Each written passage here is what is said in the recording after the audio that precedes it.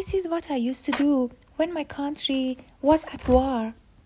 Let me take you to Dafraz, in the heart of Tutkabon. This place is a hidden gem of mystical roads, wide pomegranate orchards, and truly unique flora.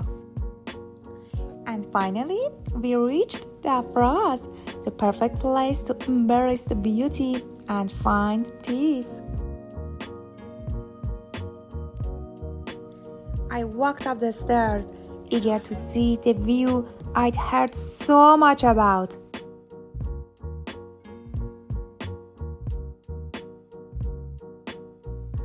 Trust me, I felt disconnected from everything else, and a few moments I was able to just let go. I just couldn't believe this was the view in front of me. It was fantastic.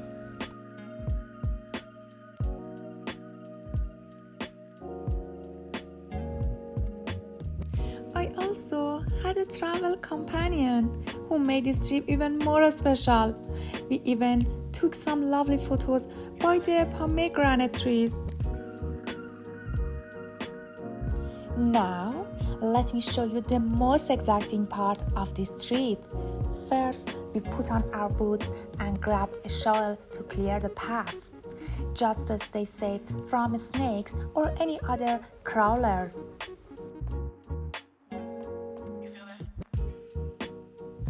We've reached the garden my friend has been tending to. As you can see, the fava beans are already blooming and ready for harvest. Further along, we have these incredibly fragrant basil plants. And right here, you can see the result of a single tropical fruit seed.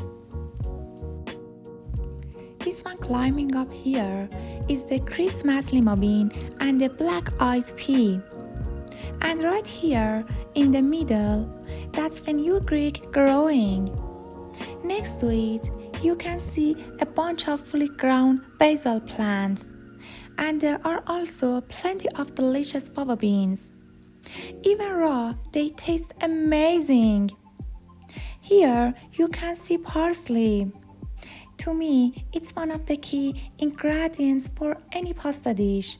Try it! And next to it, beet greens, which are more usually used to make traditional soup. Let's go a bit further.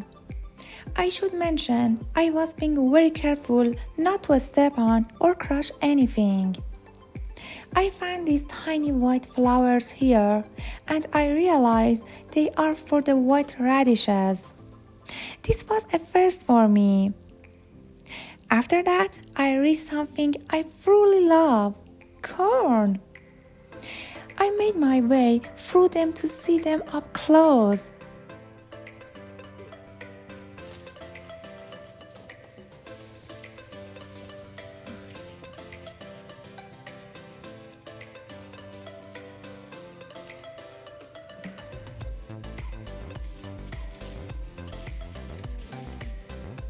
And finally, I got the gourds with these beautiful yellow flowers, and right beside them were the sweet potatoes.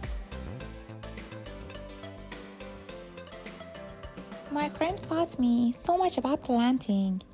We decided to plant a sweet potato together as a memory, and I can't wait to see the result next time I'm here.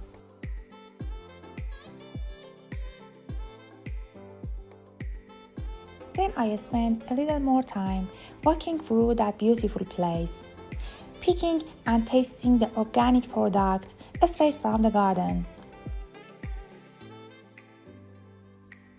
Slowly, night began to fall and it was time to prepare dinner.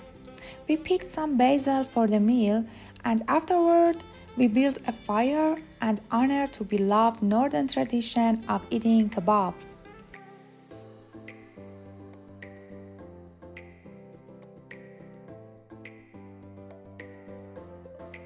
And here is our amazing dinner. Honestly, you can't really come up north without having kebab. Now it's time to go back. Thanks for being with me on this adventure. Don't forget, like and subscribe. Bye bye.